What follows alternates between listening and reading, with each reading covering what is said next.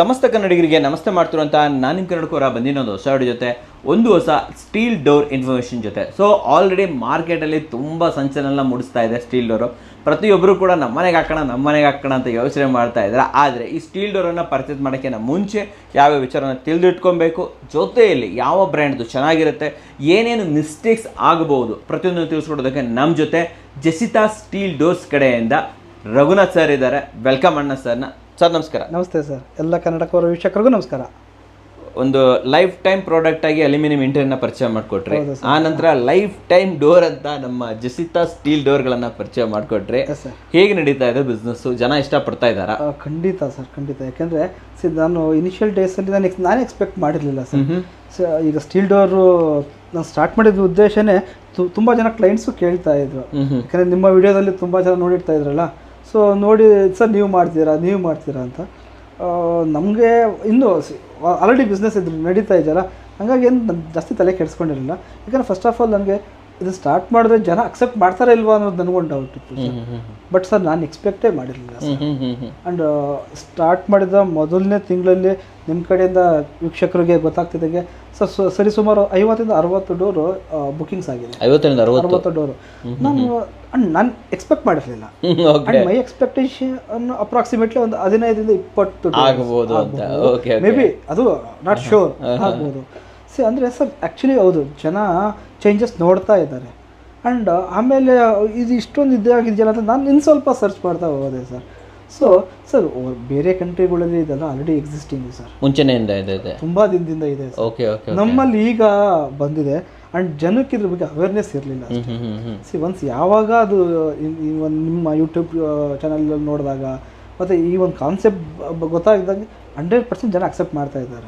So ಹಂಗಾಗಿ ಬಹಳ ಚೆನ್ನಾಗಿ ಹೋಗ್ತಾ ಇದೆ ಸರ್, ಚೆನ್ನಾಗಿ ಆಗ್ತಾ ಇದೆ. ಸೊ ಇಷ್ಟಪಡ್ತಾ ಇದ್ದಾರೆ, ಖಂಡಿತ ಇಷ್ಟಪಡ್ತಾರೆ. ಆಮೇಲೆ ಇನ್ನೊಂದು ತುಂಬ ಡೌಟ್ ಇರುವಂಥದ್ದು ಜನ, ಓಕೆ ನೀವು ಮುಂಚೆನೇ ಹೇಳಿದ್ದೀರಾ, ಆದರೂ ಕೂಡ ಈಗ ಇನ್ನೊಂದ್ಸಲ ಹೇಳಿ, ಮೇನು ಮುಖ್ಯ ದ್ವಾರಕ್ಕೆ ಈ ಸ್ಟೀಲ್ ಡೋರನ್ನು ಹಾಕ್ಬೋದಾ ಸರ್? ಹಿಂಗೆ ಹೌದು, ಖಂಡಿತವಾಗ್ಲು ಈ ಮಾತನ್ನ ಯಾರೋ ನನಗೊಂದು 2-3 ಕೇಳಿದ್ರು ಸರ್. ಸರ್ ನನಗೆ ಈ ವಾಸ್ತು ಅದ್ರ ಬಗ್ಗೆ ಅಷ್ಟೊಂದು ಐಡಿಯಾ ಇಲ್ಲ ಸರ್, ಏನೋ ಗೊತ್ತಿಲ್ಲ. ಸೊ ನಾನೇನು ಮಾಡಿದೆ, ನನ್ನ ಗುರುಗಳನ್ನೊಬ್ಬರು ಕೇಳಿದೆ, ಸರ್ ಗುರುಗಳೇ ಹಿಂಗಿದೆ, ಹಿಂಗೆ ಮಾಡ್ಬೋದಾ ಅಂತ. ಅವರು ಒಂದು ಸಿಂಪಲ್ ಒಂದು ಪುಟ್ಟಂಥ ಉತ್ತರ ಏನು ಅಂದರೆ, ದೇವಸ್ಥಾನಗಳಲ್ಲಿ ಎಲ್ಲ ಇರ್ತಕ್ಕಂಥದ್ದು ಮೆಟಲ್ ಡೋರ್ಗಳೇ ಇರುವಂಥದ್ದು. ದೇವಸ್ಥಾನಕ್ಕೆ ಇಲ್ದಿರ್ತಕ್ಕಂಥ ವಾಸ್ತು ಮನೆಗೆ ಯಾವುದಪ್ಪ ಅದು ಕರೆಕ್ಟು. ಆಲ್ಮೋಸ್ಟ್ ಆ ಇನ್ಸಿಡೆಂಟ್ ಆದ ಒಂದು 2-3 ದಿನಕ್ಕೆ ನನಗೆ ರಾಜಾಜಿನಗರದಿಂದ ಒಬ್ಬ ಪುರೋಹಿತರು ಕಾಲ್ ಮಾಡೋದು, ಸರ್ ನಮ್ಮ ದೇವಸ್ಥಾನಕ್ಕೆ ಬೇಕಿತ್ತು. ನಾನು ಅದೇ ಕ್ವಶನ್ ಅವ್ರಿಗೂ ಕೇಳಿದೆ, ಸರ್ ಹಿಂಗೆ ಮೆಟಲ್ ಡೋರು ವಾಸ್ತು ಪ್ರಕಾರ ಏನಾದರೂ ಸಮಸ್ಯೆ ಇದೆಯಾ ಸರ್? ಇಲ್ಲಪ್ಪ, ತುಂಬ ದಿನದಿಂದ ನಾವು ದೇವಸ್ಥಾನಕ್ಕೆಲ್ಲ ಮೆಟಲ್ ಡೋರ್ಗಳೇ, ಇವತ್ತಿನ ದಿನಕ್ಕೂ ದೇವಸ್ಥಾನದಲ್ಲಿ ತುಂಬ ಮೆಟಲ್ ಡೋರೇ ಇರೋದು, ವುಡನ್ ಡೋರ್ ಯಾವುದೂ ಎಲ್ಲೂ ಇಲ್ಲಪ್ಪ. ಪ್ರಾಕ್ಟಿಕಲಿ ಎಸ್ ಕರೆಕ್ಟ್ ಅನ್ನಿಸ್ತು ನನಗೆ. ನಾನು ಅದನ್ನು ಆಮೇಲೆ ನಾನು ಜನ ಕೇಳೋಕ್ಕೂ ಸ್ಟಾರ್ಟ್ ಮಾಡಿದೆ. ಈ ಥರ ಇದೆ 100% ವಾಸ್ತು ಪ್ರಕಾರ ಖಂಡಿತವಾಗ್ಲೂ ನಮಗೆ ಗೊತ್ತಿರೋ ಪ್ರಕಾರ ಏನು ತಪ್ಪಲ್ಲ, ತೊಂದರೆ ಇಲ್ಲ ಅಂತೀರಾ ಅಂತ ನನಗೆ ಗೊತ್ತಿರೋ ಮಾಹಿತಿ ಪ್ರಕಾರ. ಓಕೆ, ಇದೊಂದು ಕ್ಲಿಯರೆನ್ಸ್ ಆಯಿತು. ಸೊ ಇವಾಗ ಯಾರಾದರೂ ತಮ್ಮ ಮನೆಗೆ ಸ್ಟೀಲ್ ಡೋರ್ ಹಾಕಿಸ್ಬೇಕು ಅಂದರೆ ಯಾವ ಹಂತದಲ್ಲಿ ನಾವು ನಿಮ್ಮನ್ನು ಕರಿಬೇಕಾಗುತ್ತೆ ಸರ್? ಇದೊಂದು ಎಲ್ಲರಿಗೂ ಒಂದು ಕನ್ಫ್ಯೂಷನು. ದಯಮಾಡಿ ನೀವು ಯಾವಾಗ ಮನೆ ಕಟ್ಟಬೇಕು ಅಂತ ಪ್ಲಾನ್ ಮಾಡ್ತಿರಲ್ಲ, ಅವಾಗಲೇ ಒಂದ್ಸರಿ ಕನ್ಸಲ್ಟ್ ಮಾಡೋದು ಭಾಳ ಒಳ್ಳೆಯದು ಸರ್. ಹೌದಾ? ಕೊನೆ ಪಕ್ಷ ಇಲ್ಲ ಅಂದ್ರೂ ಆ ವುಡನ್ ಫ್ರೇಮ್ ವಾಸ್ಕಲ್ ಅಂತ ಏನು ಕರಿತೀವಲ್ಲ, ಅದನ್ನ ಯಾವುದೇ ಕಾರಣಕ್ಕೂ ಕೂರಿಸ್ಬಾರ್ದು. ಸೊ ನಿಮ್ಗೆ ಒಂದ್ಸ ಆ ವುಡನ್ ಫ್ರೇಮ್ ವಾಸ್ಕಲ್ ಕೂರಿಸಿದ ಮೇಲೆ ನಮ್ಮ ಸ್ಟೀಲ್ ಡೋರ್ನ ಇಡ್ಲಿಕ್ಕೆ ಸಾಧ್ಯ ಇಲ್ಲ. ಓಕೆ. ಎಷ್ಟೋ ಜನ ಕಾಲ್ ಮಾಡಿ, ಸರ್ ಇಲ್ಲ ಸರ್ ಆಲ್ರೆಡಿ ನಾವು ವುಡನ್ ಫ್ರೇಮ್ ಕೂರಿಸ್ಬಿಟ್ಟಿದ್ದೀವಿ, ಇದಕ್ಕೆ ಫಿಟ್ ಮಾಡಿಕೊಡಿ ಅಂತಾರೆ. ಅದು ಆಗಲ್ಲ, ಚಾನ್ಸೇ ಇಲ್ಲ. ಇದು ಇನ್ಕ್ಲೂಡಿಂಗ್ ಎಂಟೈರ್ ಫ್ರೇಮ್ ಸಮೇತ ಬರುವಂಥದ್ದು, ವಿತ್ ಫ್ರೇಮ್ ಬರುತ್ತೆ. ಮಾತಾಡೋಣ, ಅದ್ರ ಜೊತೆ ಏನೇನು ಬರುತ್ತೆ ನಾನು ಕೇಳ್ತೀನಿ. ಸೊ ಹಂಗಾಗಿ ಆ ವುಡನ್ ಫ್ರೇಮ್ಗೆ ಮಾಡೋಕ್ಕಾಗಲ್ಲ. ಹಂಗಾಗಿ ಇನಿಷಿಯಲಿ ಯಾವಾಗ ನೀವು ಫೌಂಡೇಶನ್ ಆಗ್ತಿರಲ್ಲ, ಆ ಟೈಮಲ್ಲೇ ಕನ್ಸಲ್ಟ್ ಮಾಡೋದು ಭಾಳ ಒಳ್ಳೆಯದು. ಇಲ್ಲ ಆ ಟೈಮಲ್ಲಿ ಕನ್ಸಲ್ಟ್ ಮಾಡಲಿ ಅನ್ನೋ ತೊಂದರೆ ಇಲ್ಲ.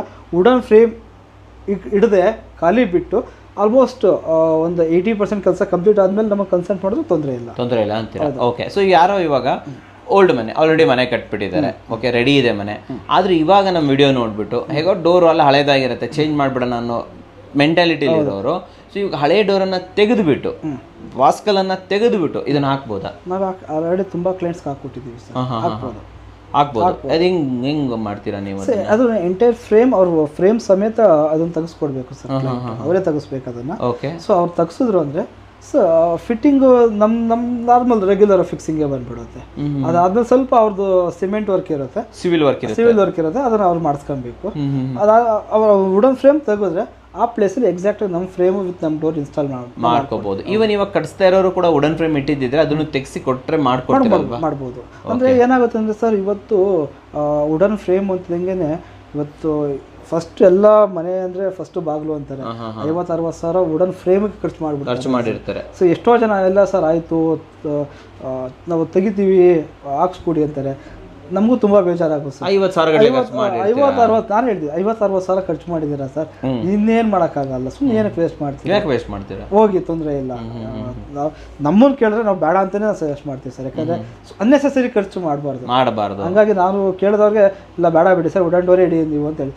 ಇಲ್ಲ ಕೆಲವರು ಇಲ್ಲ ಸರ್ ಸ್ಟೀಲ್ ಡೋರೇ ಇಡಬೇಕು ಅಂತ ನಿಮಗೆ ತಲೆಯಲ್ಲಿದ್ರೆ ನೀವು ತೆಗೆಸ್ಲೇಬೇಕಾಗುತ್ತೆ. Okay, super. ಸೊ ನೆಕ್ಸ್ಟ್ ಬರ್ತಾ ಇರುವಂಥದ್ದು ಒಂದು ಸ್ಟೀಲ್ ಡೋರ್ ಅಂತ ಬಂದಾಗ ಏನೇನು ಕಾಂಪೋನೆಂಟ್ ಇರುತ್ತೆ ಅದರೊಳಗಡೆ?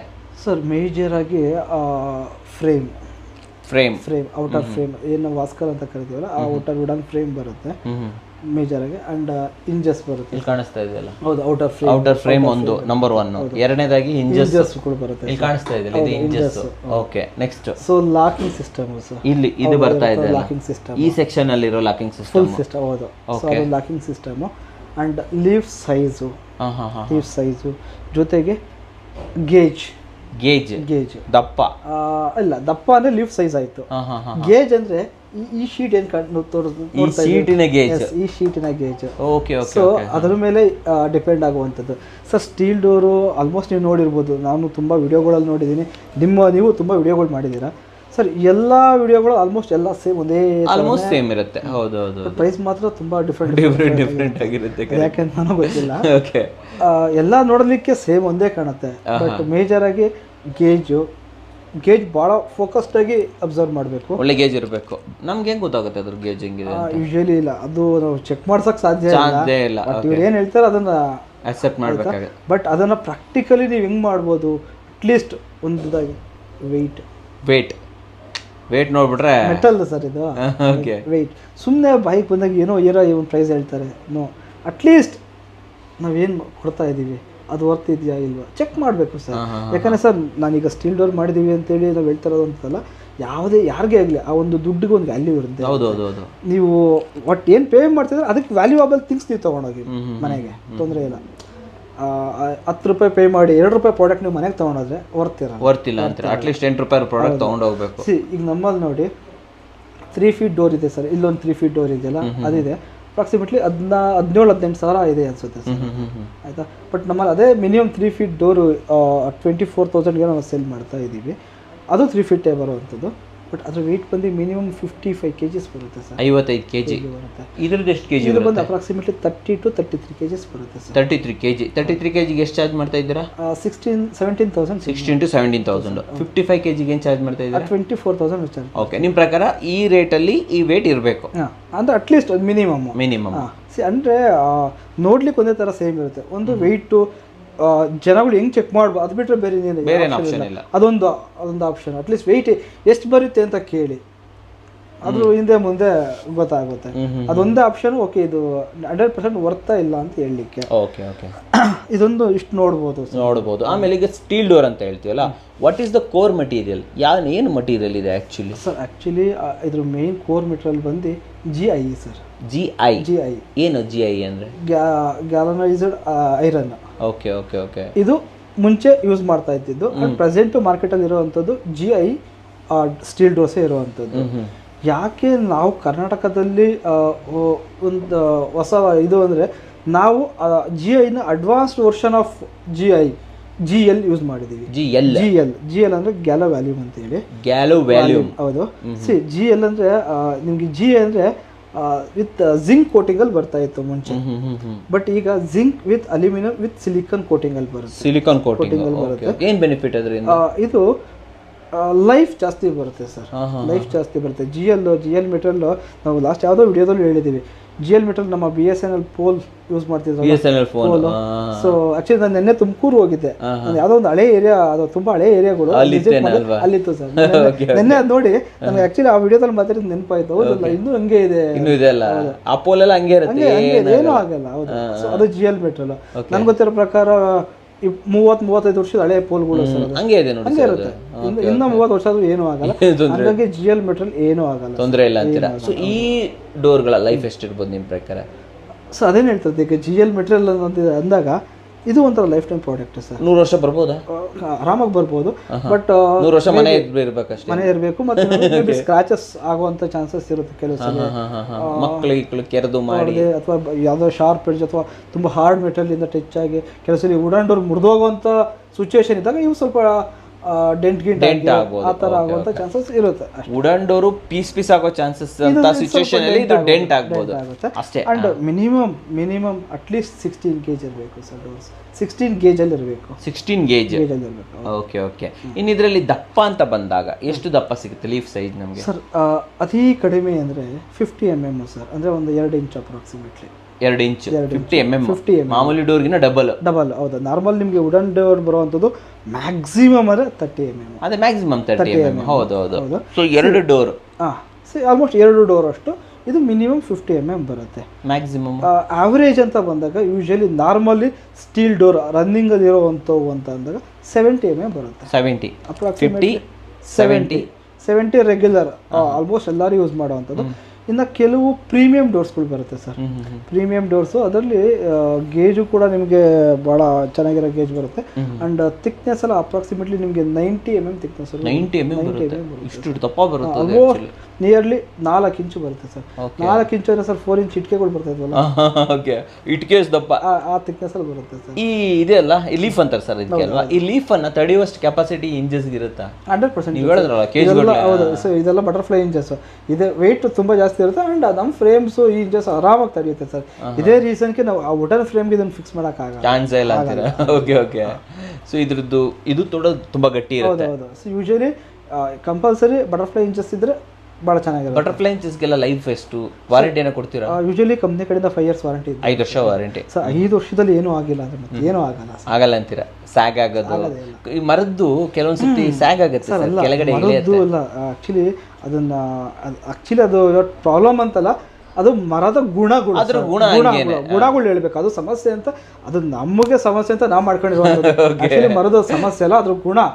ಅದೇನಾಗುತ್ತೆ ಅಂದರೆ ಕ್ಲೈಮೇಟ್ಗೆ ತಕ್ಕಂತೆ ಅದು ಎಕ್ಸ್ಪ್ಯಾಂಡ್ ಆಗೋದು, ಕಂಪ್ರೆಸ್ ಆಗೋದು, ಒಟ್ಟು ಟೆಂಪ್ರೇಚರ್ಗೆ ತಕ್ಕಂತೆ ಚೇಂಜ್ ಆಗೋದು, ಅದು ಮರದ ನೇಚರು ಸರ್. ಹಿಡಿಯೋದು, ಕೆಲವು ಸಲ ಲೂಸ್ ಆಗೋದು, ಬೆಂಡ್ ಆಗುವಂಥದ್ದು. ನೀವು ಎಂಥ ಕ್ವಾಲಿಟಿ ಟೀ ಕುಡ್ಡೆ ಹೋಗಿ ಅದು ಅದ್ರ ಕೆಲಸ ಮಾಡುತ್ತೆ. ಅದು ಮಾಡಲೇಬೇಕು, ಯಾಕೆಂದರೆ ನ್ಯಾಚುರಲ್ ಸಿಗೋ ಅದು ಹಾಗೆ ಆಗುತ್ತೆ. ಕೆಲವ್ರು ಏನಾಗುತ್ತೆ, ಇದೇನು ಇದರಿಂದ ಏನೋ ಪ್ರಾಬ್ಲಮ್ ಆಗ್ತಾಯಿದೆ, ಪ್ರಾಬ್ಲಮ್ ಆಗ್ತಿರೋದಿಲ್ಲ. ಆಕ್ಚುಲಿ ಅದ್ರ ಕೆಲಸ ಕರೆಕ್ಟಾಗಿ ಮಾಡ್ತಾ ಇದ್ದೀವಿ. ಬಟ್ ನಾವು ಅದನ್ನ ನಮ್ಗೆ ಹೆಂಗ್ ಬೇಕೋ ಹಂಗೆ ಯೂಸ್ ಮಾಡ್ಕೊಂಡು ನಮಗೆ ಅದು ಸರಿ ಆಗ್ತಾ ಇಲ್ಲ ಅಂತ ಅದು ತಪ್ಪು ಅಂತ ಖಂಡಿತ ಇಲ್ಲ. ಅದ್ರ ಕೆಲಸ ಅದು ಕರೆಕ್ಟಾಗಿ ಮಾಡುತ್ತೆ. ನಮ್ಮ ಅಪ್ಲಿಕೇಶನ್ಗೆ ಅದು ಸೂಟ್ ಆಗ್ತಾ ಇಲ್ಲ ಅಷ್ಟೇ. ಹಂಗಾಗಿ ಹೌದು, ಮರ ಬೆಂಡ್ ಆಗುವಂಥದ್ದು, ನಿಮ್ಗೆ ಸ್ಟ್ರಕ್ ಆಗೋದು ಅವೆಲ್ಲ ಕಾಮನ್, ಸಹಜ. ನೀವು ಎಂಥ ಟೀ ಕುಡ್ ಹಾಕಿದ್ರು ಕಾಮನ್ ಆಗಿ ಬರುತ್ತೆ.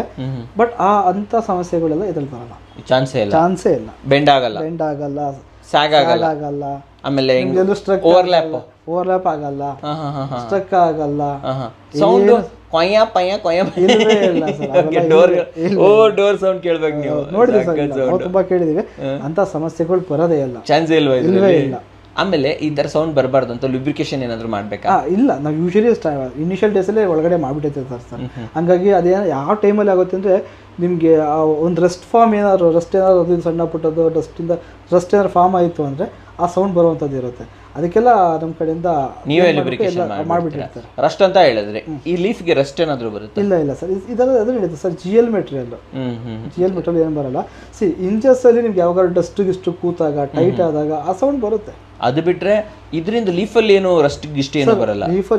ಲೀಫಲ್ಲೂ ಬರಲ್ಲ, ಅಂಡ್ ಇಂಜಸ್ಸಲ್ಲೂ ರಸ್ಟ್ ಬರೋದಿಲ್ಲ. ಆ ಡಸ್ಟ್ ಫಾರ್ಮೇಶನ್ ಆದಾಗ ಆ ಒಂದು ಸೌಂಡ್ ಬರ್ತೈತೆ ಇದು. ಅದಕ್ಕೆಲ್ಲ ಅದನ್ನೆಲ್ಲ ನೀಟಾಗಿ ಲೂಬ್ರಿಕೇಟ್ ಮಾಡಿರ್ತಾರೆ. ಡಸ್ಟ್ ರಸ್ಟ್ ಅಲ್ಲ ಹೇಳ್ತಾರೆ, ಡಸ್ಟ್. ಆಮೇಲೆ ಇದ್ರ ಮೇಲೆ ಏನು ನೀವು ಕೋಟಿಂಗ್ ಮಾಡಿದ್ದೀರಲ್ಲ, ಈ ಪ್ರಿಂಟ್ ಮಾಡಿದ್ದೀರಲ್ಲ, ಈ ಪ್ರಿಂಟ್ ಹೋಗೋ ಚಾನ್ಸಸ್ ಏನಾದರೂ ಇದೆಯಾ? ಸರ್ ಇದೆಲ್ಲ ಯು ವಿ ಪ್ರೊಟೆಕ್ಟೆಡ್ ಇರುತ್ತೆ ಸರ್. ಯು ವಿ ಪ್ರೊಟೆಕ್ಟೆಡ್ ಇರುತ್ತೆ. Okay. Due to like sunlight ಇಂದ ಅಥವಾ ನ್ಯಾಚುರಲ್ ಇದಕ್ಕೆ ಹೋಗುವಂಥದ್ದು ಇಲ್ಲ, ಆ ಥರ ಏನು ಸಮಸ್ಯೆ ಬರೋದಿಲ್ಲ. ಬಟ್ ಸಮಸ್ಯೆ ಏನು ಬರಬಹುದು, ಯಾರೋ ಏನೋ ಶಾರ್ಪ್ ಎಡ್ ತಗೊಂಡು ಏನೋ ಉಜ್ಜಿದ್ರು ಅಥವಾ ಏನೋ ಇಂದ ಸ್ಕ್ರಾಚ್ ಮಾಡಿದ್ರು, ಅವಾಗ ಅಲ್ಲಿ ಸ್ಕ್ರಾಚ್ ಆಗಬಹುದು. ಈ ಕಂಪಾಸ್ ಇಂದ ಹೇಳಿದ್ರೆ ಆಗುತ್ತೆ. ಹೌದು, ಆ ಚಿಕ್ಕ ಮಕ್ಕಳು ಶಾರ್ಪ್ ಎಡ್ಜ್ ಇಂದ ಎಳೆಯೋದು, ಅವಾಗೆಲ್ಲ ಸ್ಕ್ರಾಚ್ ಆಗೋಂಥ ಲೈನ್ ಸರ್. ಅದು ಇದ್ರಲ್ಲಿ ನೀವು ವುಡ್ಡಲ್ಲಿ ಮಾಡಿದ್ರು ಹಾಗೆ, ಯಾವ್ದ್ರಲ್ಲಿ ಮಾಡಿದ್ರು ಹಾಗೆ ಆಗುತ್ತೆ. ಕರೆಕ್ಟ್ ಅಲ್ಲ, ಇದಕ್ಕೂ ಆಗುತ್ತೆ. ಶಾರ್ಪ್ ಎಡ್ಜ್ ಇಂದ ಹೇಳಿದ್ರೆ ಸ್ಕ್ರಾಚ್ ಆಗುತ್ತೆ, ಪೆನ್ ಮಾರ್ಕ್ ಆಗುತ್ತೆ, ಅವೆಲ್ಲ ಕಾಮನ್ ಆಗಿ ಮಕ್ಕಳು ಮಾಡಿದಾಗ ಎದ್ದಿದ್ದೆ. ಆದ್ರೆ ಡ್ಯಾಮೇಜ್ ಆಗಲ್ಲ. ಡ್ಯಾಮೇಜ್ ಪ್ರಶ್ನೆ ಬಂದಾಗ ಯಾರೋ ಒಬ್ರು ಈ ಡೋರ್ ಅನ್ನ ಮುರಿದು ಒಳಗಡೆ ಬರ್ಬೋದಾ? ಸರ್ ಇಲ್ಲಿವರೆಗೂ ಅದನ್ನ ಸ್ಟೀಲ್ ಡೋರ್ ಮುರಿದು ಒಳಗಡೆ ಬಂದಿದ್ದಾರೆ ಅಂತ ನಾವು ಯಾವುದೋ ರಿಪೋರ್ಟ್ ಆಗೇ ಇಲ್ಲ. ನನ್ನ ಪ್ರಕಾರ ಸಾಧ್ಯ ಇಲ್ಲ, ಚಾನ್ಸ್ ಇಲ್ಲ. ಯಾಕಂದ್ರೆ ನೀವು 30 mm ನಾರ್ಮಲ್ ಡೋರ್ನ ನೀವು ಬ್ರೇಕ್ ಮಾಡದೆ ಅಷ್ಟು ಕಷ್ಟ ಇರುತ್ತೆ ಅಂದರೆ ಸರ್ 70 mm ಅಂದರೆ 3 inch ಅದ್ರ 3 times ಬರುತ್ತೆ. ಇಟ್ಸ್ ಹೈಲಿ ಇಂಪಾಸಿಬಲ್ ಅಂತ ಹೇಳ್ತಾರೆ. ಇಲ್ಲೇ ಬರುವಂಥದ್ದು ಲಾಕಿಂಗ್ ಸಿಸ್ಟಮ್. ನಿಮ್ಮ ಲಾಕಿಂಗ್ ಸಿಸ್ಟಮ್ ಆ್ಯಕ್ಚುಲಿ ನಮ್ಮ ವುಡ್ ಡೋರಲ್ಲಿ ಸೆಂಟ್ರಲ್ ಒಂದು ಹಾಕ್ಬೋದು, ಮೇಲೆ ಒಂದು ಕೆಳಗಡೆ ಒಂದು ಹಾಕ್ಬೋದು, 3 ಲಾಕ್ ಹಾಕ್ಬೋದು. ಇಲ್ಲಿ ಮಿನಿಮಮ್ ಎಷ್ಟು ಲಾಕ್ ಆಗುತ್ತೆ, ಮ್ಯಾಕ್ಸಿಮಮ್ ಎಷ್ಟು ಲಾಕ್ ಆಗುತ್ತೆ? ಸರ್ ಮಿನಿಮಮ್ ಅಂದರೆ ನಾವು ಅದನ್ನ ಸಿಂಗಲ್ ಲಾಕ್ ಅಂತ ಕರಿತೀವಿ. ಸಿಂಗಲ್ ಲಾಕ್ ಅಂದರೆ ಮಿನಿಮಮ್ 4 ರಿಂದ 5 ಲಾಕ್ ಆಗುತ್ತೆ. 5 ಕಡೆ ಲಾಕ್. ಸಿಂಗಲ್ ಲಾಕ್ 5 ಲಾಕ್ ಆಗುತ್ತೆ. ಎಲ್ಲೆಲ್ಲ ಆಗುತ್ತೆ? ಸೊ ಇದೊಂದೇ ಇದರಲ್ಲಿ ಇಲ್ಲೇ 5 ಲಾಕ್ ಬರುತ್ತೆ ಸಿಂಗಲ್ ಲಾಕ್ ಅಲ್ಲಿ. ಸೊ ಮಲ್ಟಿ ಲಾಕಿಂಗ್ ಅಂದರೆ ಮಿನಿಮಮ್ 12 ಲಾಕ್ ಸಿಸ್ಟಮ್ಸ್ ಬರುತ್ತೆ. 12 ಮ್ಯಾಕ್ಸಿಮಮ್ 21-22 ವರೆಗೂ ಬರುತ್ತೆ. 22 ಲಾಕ್ ಬರುತ್ತೆ. ಎಲ್ಲೆಲ್ಲಿ ಬರುತ್ತೆ? ಎಂಟೈರ್ ಫುಲ್ ರೌಂಡ್ ಅಲ್ಲೂ ಬರುತ್ತೆ ಸರ್. ಸೊ ಬಾಟಮ್ ಅಲ್ಲೂ ಬರುತ್ತೆ, ನಿಮ್ಗೆ ಟಾಪ್ ಅಲ್ಲೂ ಬರುತ್ತೆ, ರೈಟ್ ಸೈಡ್ ಬರುತ್ತೆ, ಎಲ್ಲ ಲೆಫ್ಟ್ ಸೈಡ್ ಬರುತ್ತೆ. ಸಿಂಗಲ್ ಆಪರೇಷನ್ ಅಲ್ಲೇ ಇಡೀ ಲಾಕ್ ಆಗ್ಬಿಡುತ್ತೆ. ಎಂಟೈರ್ ಡೋರ್ ಲಾಕ್ ಆಗುತ್ತೆ. ಯೂಶಲಿ ನಾವು ಮುಂಚೆ ಎಲ್ಲ ನೋಡ್ತಿದ್ದು ಲೈಕ್ ವುಡನ್ ಡೋರ್ಗಳನ್ನ ಬ್ರೇಕ್ ಮಾಡೋದು ಅಂದ್ರೆ ಸರ್ ಅವ್ರು ಸಿಂಪಲ್ ಈ ಒಂದು ಪಾರ್ಟ್ನ ಬ್ರೇಕ್ ಮಾಡಿ ಒಳಗಡೆ ಬರ್ತಾ ಇದ್ರು ಮುಂಚೆ. ಬಟ್ ಇದ್ರಲ್ಲಿ ಅವೆಲ್ಲ ಆಪ್ಷನ್. ಆ ಪಾರ್ಟ್ ಅಂದ್ರೆ ಇಡೀ ಡೋರೇ ತೆಗಿಬೇಕು, ಎಲ್ಲಾ ಕಡೆನೂ ಓಪನ್ ಮಾಡ್ಬೇಕು. ಅದು ಆಗೋದಕ್ಕೆ ಇಂಪಾಸಿಬಲ್, ಆಗಲ್ಲ, ಚಾನ್ಸ್ ಇಲ್ಲ ಅಂತೀರ. ಓಕೆ, ಸೂಪರ್ ಆಗಿ ಹೇಳಿದ್ರಿ. ಅಂಡ್ ಇವಾಗ ಸ್ಟೀಲ್ ಡೋರ್ಗಳಲ್ಲಿ ಏನಾದರೂ ಫ್ರಾಡ್ ಆಗೋ ಚಾನ್ಸಸ್ ಇದೆಯಾ? ಯಾರಾದ್ರೂ ನಮಗೆ ಸ್ಟೀಲ್ ಡೋರ್ ಅಂತ ಏನಾದ್ರು ಮಿಸ್ಟೇಕ್ಸ್ ಮಾಡೋ ಚಾನ್ಸಸ್ ಇದೆ? ಮಾರ್ಕೆಟ್ ಬೇರೆ ಬೆಳೀತಾ ಇದೆ. ಈಗ ಮಾರ್ಕೆಟ್ ತುಂಬಾ ಸರ್ ಏನ್ ಗೊತ್ತಾ ಸಮಸ್ಯೆ ಇದೆ ಆಗ್ತಾ ಇರೋದು ಸರ್. ಈಗ ನಮ್ಮ ಜನಕ್ಕೆ ಒಂದು ಪ್ರಾಡಕ್ಟ್ ಚೆನ್ನಾಗಿದೆ ಅಂತ ಗೊತ್ತಾದ್ರೆ ಖಂಡಿತ ಅದನ್ನ ಬಹಳ ಸ್ಪೀಡಾಗಿ ಸ್ಪ್ರೆಡ್ ಮಾಡಿಬಿಡ್ತಾರೆ. ಆಯ್ತಾ, ಅಕ್ಸೆಪ್ಟ್ ಮಾಡ್ಕೊಂತಾರೆ ಬೇಗ. ಅದನ್ನ ಅಷ್ಟು ರಿಕ್ವೈರ್ಮೆಂಟ್ ಫುಲ್ಫಿಲ್ ಮಾಡೋದಕ್ಕೂ ಮಾರ್ಕೆಟಲ್ಲಿ ಜನ ಇರಲ್ಲ. ಅಂತ ಟೈಮಲ್ಲಿ ಸರ್ ಯಾವಾಗ ಡಿಮ್ಯಾಂಡ್ ಜಾಸ್ತಿ ಇರುತ್ತೆ, ಸಪ್ಲೈ ಕಮ್ಮಿ ಇರುತ್ತಲ್ಲ, ಆಬ್ವಿಯಸ್ಲಿ ಚೀಟಿಂಗ್ ಆಗುವಂತ ಚಾನ್ಸಸ್ ಜಾಸ್ತಿ ಇರುತ್ತೆ. ಏನೇನಾಗ್ಬೋದು ನಿಮ್ಮ ಪ್ರಕಾರ? ಇದ್ರಲ್ಲಿ ಇನ್ನೂ ನನಗೆ ಆ ಥರ ಯಾವುದೇ ಇನ್ಫಾರ್ಮೇಶನ್ ಬಂದಿಲ್ಲ. ಬಟ್ ಮ್ಯಾಕ್ಸಿಮಮ್ ಏನೇ ಆದರೂ ಕೂಡ ಒಂದು ಲೈಟ್ ವೆಯ್ಟ್ ಅಂದರೆ ಲೈಕ್ ಕಮ್ಮಿ ವೆಯ್ಟ್ ಇರೋ ಮೆಟೀರಿಯಲ್ನ ಸ್ವಲ್ಪ ಜಾಸ್ತಿ ರೇಟಿಗೆ ಮಾರ್ತಾ ಇರೋದು. ಯಾಕೆಂದರೆ ಇವಾಗ ಹೆಂಗಾಗಿದೆ ಅಂದರೆ ಅಫ್ಕೋರ್ಸ್ ಬೇಕೇ ಬೇಕು, ಈ ಆಪ್ಷನ್ ಇಲ್ಲ ಅಂದಾಗ ಅದಕ್ಕೆ ಅದೇ ಹೇಳಿದ್ದು, ನೀವು 10 ರೂಪಾಯಿ ಪೇ ಮಾಡಿದ್ರೆ ಅಟ್ಲೀಸ್ಟ್ 10 ರೂಪಾಯಿ ವರ್ತಿರೋ ಪ್ರಾಡಕ್ಟ್ ನೀವು ತೊಗೊಂಡೋಗಿ. 10 ರೂಪಾಯಿ ಪೇ ಮಾಡಿ 2 ರೂಪಾಯಿ ವರ್ತಿರೋ ಪ್ರಾಡಕ್ಟ್ ನೀವು ತೊಗೊಂಡೋಗೋದು ಬೇಡ. ಹಂಗಾಗಿ ಇದನ್ನು ತುಂಬ ಚೆಕ್ ಮಾಡೋಕ್ಕೂ ಸಾಧ್ಯ ಇಲ್ಲ. ಆಸ್ ಎ ಯೂಸರ್ ಆಗಿ ವೆಯ್ಟ್ ಒಂದು ಕೇಳ್ಬೋದು, ಒಂದು ಒಳ್ಳೆ ವೆಯ್ಟ್. ನಾನು ಒಂದು ಅಪ್ರಾಕ್ಸಿಮೇಟಾಗಿ ಹೇಳೋದಾದರೆ ಒಂದು 3 feet ಡೋರು ಅಂದರೆ ಒಂದು ಒಳ್ಳೆ ಕ್ವಾಲಿಟಿಲಿ 3 feet ಡೋರು ಅಂದರೆ ಅಟ್ಲೀಸ್ಟ್ ಒಂದು 40-45 kgs ಮಿನಿಮಮ್. 40-45 kg ಇರಲೇಬೇಕು.